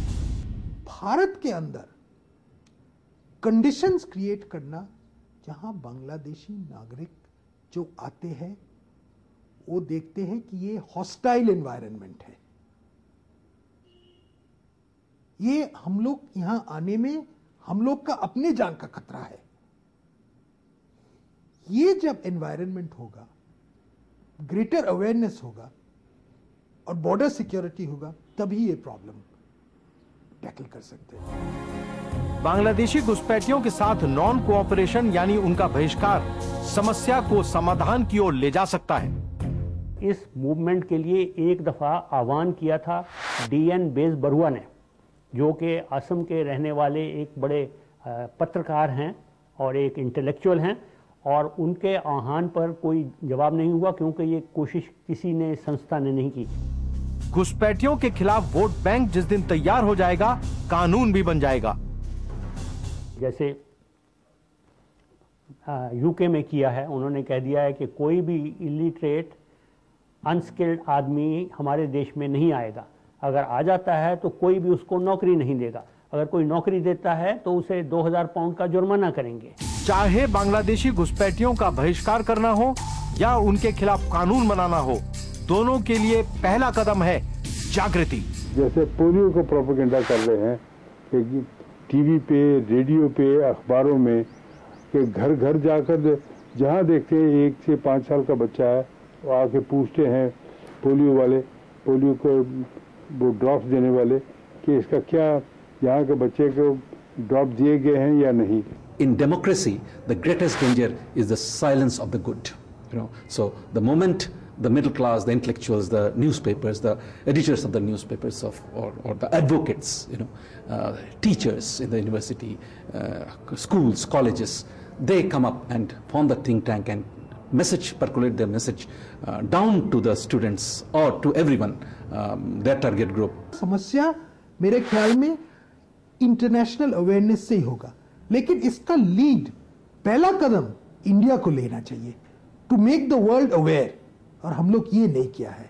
हम लोग अपने देश के लोग को अवेयर नहीं किया, अब दुनिया को अवेयर तो उसके बाद की बात है। This Bangladesh we didn't want. So we came here again to India, that we salute you, we remember that you helped us, we again come to you, that we are on the verge of extinct. Help us, save us, as you did in 1971. Bharat को बांग्लादेश से दोहरी समस्या का सामना करना पड़ रहा है। एक ओर बांग्लादेश अंतर्राष्ट्रीय इस्लामिक आतंकवाद का महत्वपूर्ण अड्डा बन चुका है, दूसरी ओर करोड़ों बांग्लादेशी मुसलमान भारत में गैर कानूनी तौर पर दाखिल हो रहे हैं। सुरक्षा विशेषज्ञों का मानना है कि हिंदुस्तान फिर से संकट के घेरों में फंस चुका है। बांग्लादेश की 15% जनसंख्या भारत में रहती है, इसलिए सर्वप्रथम बांग्लादेश को अपनी जमीन का 15% भूभाग भारत को देना चाहिए, क्योंकि अगर आपको ध्यान हो 1947 में जब भारत का विभाजन हुआ था और पाकिस्तान का निर्माण हुआ था, उस समय मुस्लिम लीग ने पाकिस्तान के लिए उसकी आबादी के हिसाब से ज़मीन मांगी थी। तो आज उनकी 15% आबादी भारत में रह रही है। तो बांग्लादेश समस्या का समाधान मेरे हिसाब से ये है कि उनकी 15% ज़मीन हमें दी जाए, और बांग्लादेश में जो 10% अल्पसंख्यक हिंदू रह रहे हैं, जिन्हें रोज़ वहाँ प्रताड़ित किया जाता है, उनके साथ बलात्कार किया जाता है, उन्हें मारा जाता है, काटा जाता है, जिसकी सुध कोई भी ह्यूमन राइट्स कमीशन नहीं लेता, उन लोगों को भी 10% ज़मीन अलग से दी जाए। कुल मिला के 25% ज़मीन अगर बांग्लादेश देता है, जहाँ पे इनके 15% बांग्लादेशी घुसपैठिए बसाए जा सके, और 10% जो अल्पसंख्यक हिंदू हैं उन्हें बसाया जा सके यूनाइटेड नेशंस की देखरेख में, तो मैं समझता हूं कि बांग्लादेशी समस्या का कोई समाधान निकल सकता है। बांग्लादेशी घुसपैठियों की समस्या के कुछ समाधान: लोगों में जागृति, भ्रष्ट नेताओं का घेराव, सीमा पर हाईटेक फेंसिंग, बॉर्डर पर शिकारी कुत्तों का इस्तेमाल, घुसपैठियों की सूची बनाने के लिए नया मंत्रालय, पुलिस के इंटेलिजेंस विंग के द्वारा जाली राशन कार्डों का पर्दाफाश, भ्रष्ट अफसरों और नेताओं को सजा, घुसपैठियों का सामाजिक और आर्थिक बहिष्कार, अंतर्राष्ट्रीय स्तर पर बांग्लादेश का बहिष्कार, जमीनी और समुद्री रास्तों से बांग्लादेश पर आर्थिक और सैनिक दबाव। कंट्री फर्स्ट, एवरीथिंग कम लास्ट। देश पहले है, बुलबुलो कर तुम्हारा चमन लुट गया, चहचहाने बताओ कहां जाओगे।